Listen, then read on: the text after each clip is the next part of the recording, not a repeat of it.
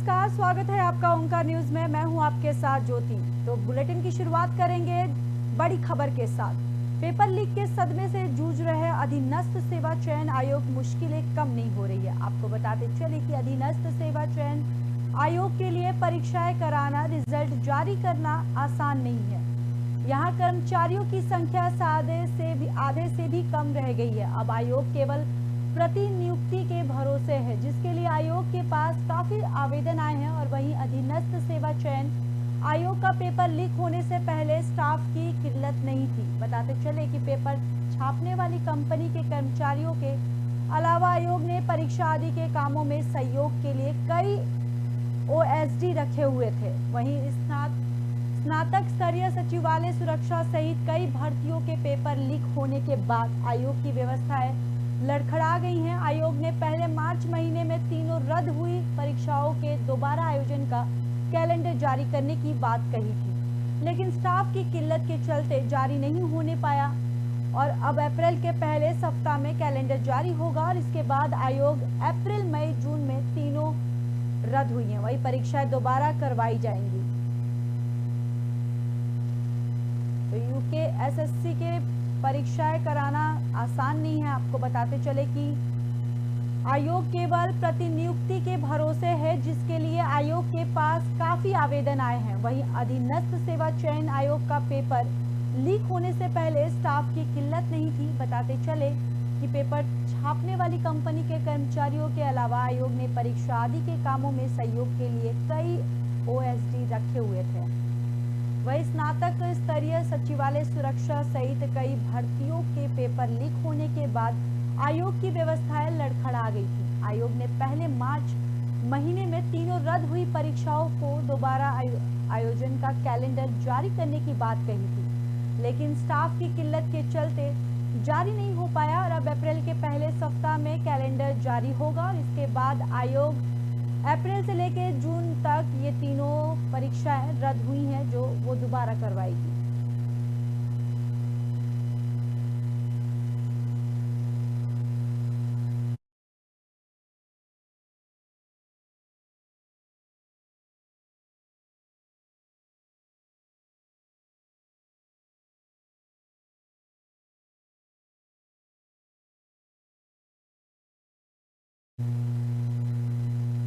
उत्तराखंड लोक सेवा आयोग ने पुलिस कांस्टेबल भर्ती में अभिलेख सत्यापन के लिए दूसरी सूची जारी की है। आपको बताते चले कि इसमें 18 अभ्यर्थी शामिल हो गए, जिनका अभिलेख सत्यापन 10 अप्रैल को आयोग कार्यालय में होगा। वहीं आयोग के सचिव गिरधारी सिंह रावत ने कहा, 9 फरवरी की जो सूची जारी की गई थी, इसमें होमगार्ड उप श्रेणी का दावा करने वाले अभ्यर्थियों के पास वैध दस्तावेज नहीं है, लिहाजा पुलिस कांस्टेबल भर्ती परीक्षा के बाकी 118 उम्मीदवारों को मौका दिया गया है।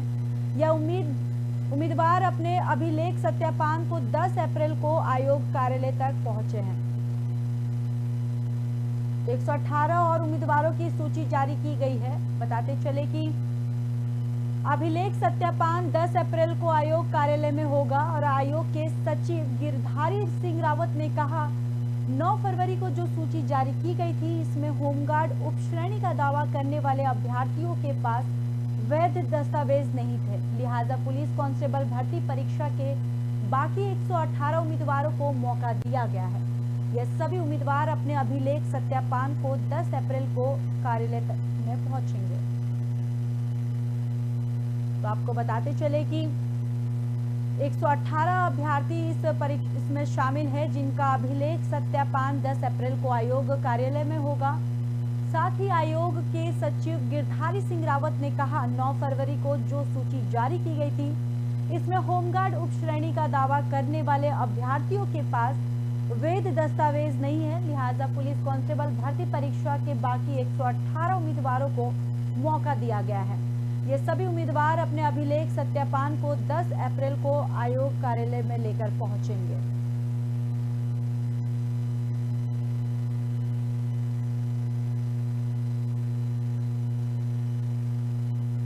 तो वहीं चारधाम यात्रा से पहले सड़कों को चकाचक करने के साथ सुरक्षा मानकों को पूरा करने के निर्देश शासन स्तर पर जारी किए गए हैं। ये यात्रा शुरू होने से पहले सभी संभावित दुर्घटना स्थानों पर क्रैश बैरियर लगाने के लिए कहा गया है और इसमें संबंध में प्रमुख सचिव लोनी आर.के. सुधांशु की ओर से लोनीव के अधिकारियों को दिशा निर्देश भी जारी किए गए हैं। बताते चले कि प्रदेश में 22 अप्रैल से चारधाम यात्रा शुरू होने जा रही है, लेकिन कई जगह सड़कों की स्थिति अभी भी बदतर बनी हुई है। कई स्थानों पर सक्रिय भूस्खलन जोन सिरदर्द बने हुए हैं, तो वहीं ब्लैक स्पॉट पड़े हुए हैं। इन्हें दुरुस्त किए जाने की कवायद अभी तक शुरू नहीं हो पाई है। तो चारधाम यात्रा को लेकर प्रशासन की तरफ से तैयारियां शुरू कर दी गई हैं। आपको बता दें कि सड़कों को चकाचक करने के साथ सुरक्षा मानकों को पूरा करने के निर्देश शासन स्तर पर जारी किए गए हैं। यात्रा शुरू होने से पहले सभी संभावित दुर्घटना स्थलों पर क्रैश बैरियर लगाने के लिए कहा गया है और इस संबंध में प्रमुख सचिव लोनीव आर.के. सुधांशु की ओर से लोनीव के अधिकारियों को दिशा निर्देश भी जारी किए गए हैं। बताते चले कि प्रदेश में 22 अप्रैल से चारधाम यात्रा शुरू होने जा रही है, लेकिन कई जगह सड़कों की स्थिति अभी भी बद से बदतर बनी हुई है। कई स्थानों पर सक्रिय भूस्खलन जोन प्रशासन के लिए सिरदर्द बने हुए हैं, तो वहीं ब्लैक स्पॉट पड़े हुए हैं और इन्हें दुरुस्त किए जाने की भी कवायद अभी तक शुरू नहीं हुई है।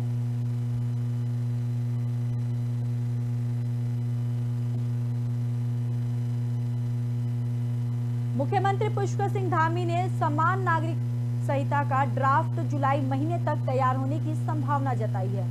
सीएम के इस ऐलान के बाद विशेषज्ञ समिति ने ड्राफ्ट बनाने की प्रक्रिया शुरू कर दी है। आपको बताते चले कि जस्टिस रंजना प्रकाश देसाई की अध्यक्षता में गठित विशेषज्ञ समिति अभी तक अलग अलग चरणों में कई काम निपटा चुकी है। समिति ने सबसे पहले सुझाव लेने का अभियान चलाया था और ऑनलाइन और ऑफलाइन माध्यम से सुझाव मांगने के अलावा समिति ने पूरे प्रदेश का दौरा कर लोगों से भी सुझाव लिए थे।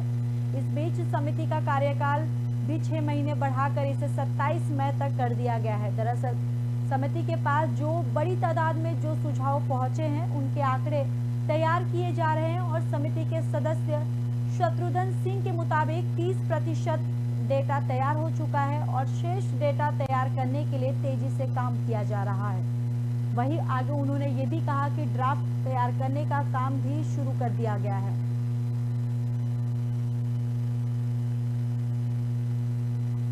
तो आपको बताते चले कि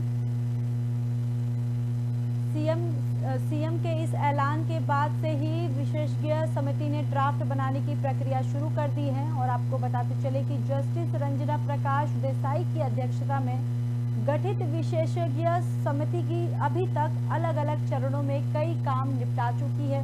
समिति ने सबसे पहले सुझाव लेने का अभियान चलाया था और वहीं ऑनलाइन और ऑफलाइन माध्यम से सुझाव मांगने के लिए समिति ने पूरे प्रदेश का दौरा कर लोगों से सुझाव लिए थे। इस बीच समिति का कार्यकाल भी 6 महीने बढ़ाकर इसे 27 मई तक कर दिया गया है। दरअसल समिति के पास जो बड़ी तादाद में जो सुझाव पहुंचे थे उनके आंकड़े तैयार किए जा रहे थे और समिति के सदस्य शत्रुघ्न सिंह के मुताबिक 30% डेटा शेयर हो चुका है और शेष डेटा तैयार करने के लिए तेजी से काम किया जा रहा है। उन्होंने कहा कि ड्राफ्ट तैयार करने का काम भी शुरू हो गया है।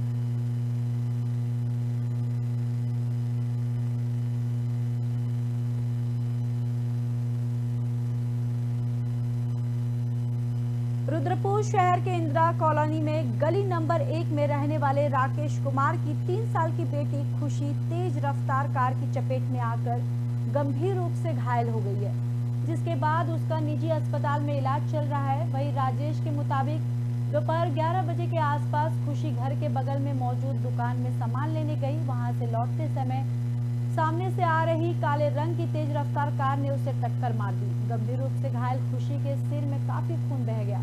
आसपास के लोगों ने पहुंचकर चालक कार को छोड़कर फरार हो गए।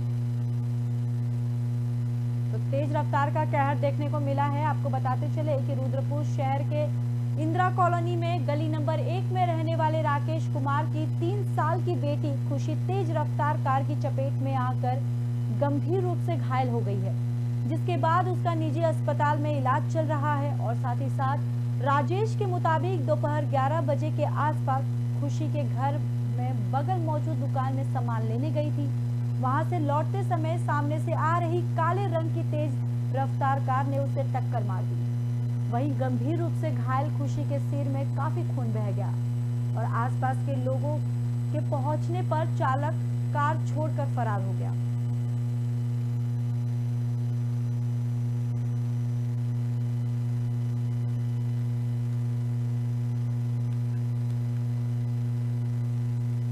तो आपको बताते चले कि तेज रफ्तार का कहर देखने को मिला है, जहां पर एक कार ने छोटी सी मासूम बच्ची को टक्कर मार दी है, जिसके बाद गंभीर अवस्था में उसको इलाज के लिए जिला अस्पताल में भर्ती करवा दिया गया है।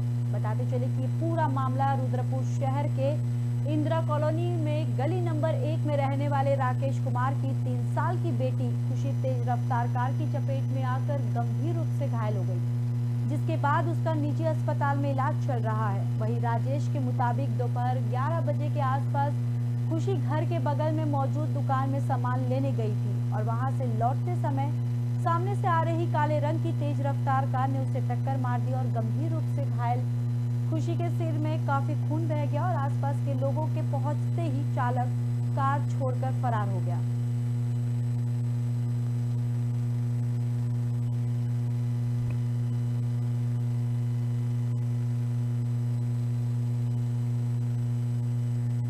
तो वहीं शासन ने 8 आईएएस अफसरों को समय से पहले सुपर टाइम पदोन्नत वेतन मानक दे दिया है। आपको बताते चले कि सचिवालय संघ ने इस पर सवाल खड़े करते हुए मुख्यमंत्री पुष्कर सिंह धामी से शिकायत की है।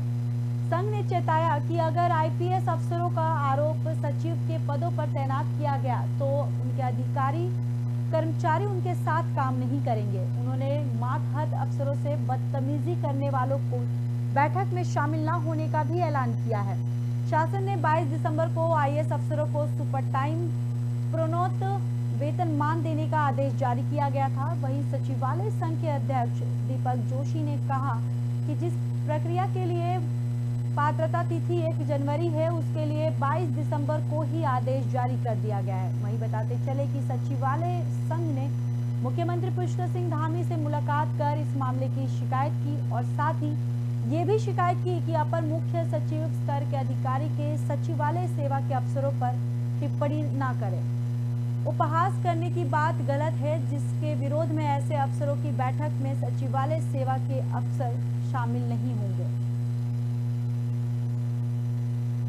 तो सीएम से ये शिकायत की गई है, जहां पर सचिवालय संघ ने ये सारे सवाल उठाए हैं। आपको बताते चले कि मुख्यमंत्री पुष्कर सिंह धामी से ये शिकायत की गई है और संघ ने चेताया कि अगर आईपीएस अफसरों को अपर सचिव के पदों पर तैनात किया गया तो उनके अधिकारी कर्मचारी उनके साथ काम नहीं करेंगे और उन्होंने मातहत अफसरों से बदतमीजी करने वालों की बैठक में शामिल न होने के भी ऐलान किए हैं। वहीं शासन ने 22 दिसंबर को आईएएस अफसरों को सुपर टाइम वेतनमान देने का आदेश जारी किया था।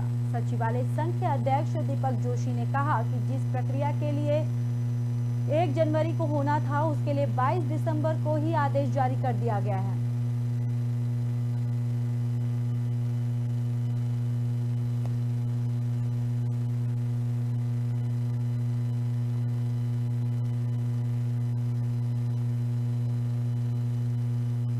उत्तराखंड बोर्ड से माध्यमिक विद्यालयों में मंगलवार को हाई स्कूल गणित, इंटरमीडिएट रसायन विज्ञान और शिक्षा शास्त्र विषय की परीक्षा शांतिपूर्वक हुई है और अल्मोड़ा जिले में 8,617 और बागेश्वर में 4,298 विद्यार्थियों ने बोर्ड परीक्षा दी। अल्मोड़ा जिले में 8,671 विद्यार्थियों ने बोर्ड परीक्षा दी है, जबकि 125 विद्यार्थी अनुपस्थित रहे। वहीं कुल 8,796 परीक्षार्थी पंजीकृत थे। बोर्ड परीक्षा नियंत्रण कक्ष प्रभारी जनार्दन तिवारी ने बताया कि हाई स्कूल गणित संस्थागत में पंजीकृत 5,671 परीक्षार्थियों में से 5,574 ने परीक्षा दी है, जबकि 97 अनुपस्थित रहे। वहीं व्यक्तिगत में 64 परीक्षार्थी पंजीकृत थे, 58 ने परीक्षा दी और 6 उसमें से अनुपस्थित रहे। तो उत्तराखंड में कई जिलों में बोर्ड परीक्षाएं दी गई हैं और आपको बताते चले कि माध्यमिक विद्यालयों में मंगलवार को हाई स्कूल गणित, इंटरमीडिएट रसायन विज्ञान और शिक्षा शास्त्र विषय की परीक्षा शांतिपूर्वक हुई है। अल्मोड़ा जिले में 8,617 और बागेश्वर में 4,298 विद्यार्थियों ने बोर्ड परीक्षा दी। अल्मोड़ा जिले में 8,671 विद्यार्थियों ने बोर्ड परीक्षा दी है, जबकि 125 परीक्षार्थी अनुपस्थित रहे। वहीं कुल मिलाकर 8,796 परीक्षार्थी पंजीकृत किए गए हैं। बोर्ड परीक्षा नियंत्रण कक्ष प्रभारी जनार्दन तिवारी ने बताया कि हाई स्कूल गणित संस्थागत में पंजीकृत 5,671 परीक्षार्थियों में से 5,574 परीक्षा विद्यार्थियों ने दी है, जबकि 57 अनुपस्थित रहे हैं।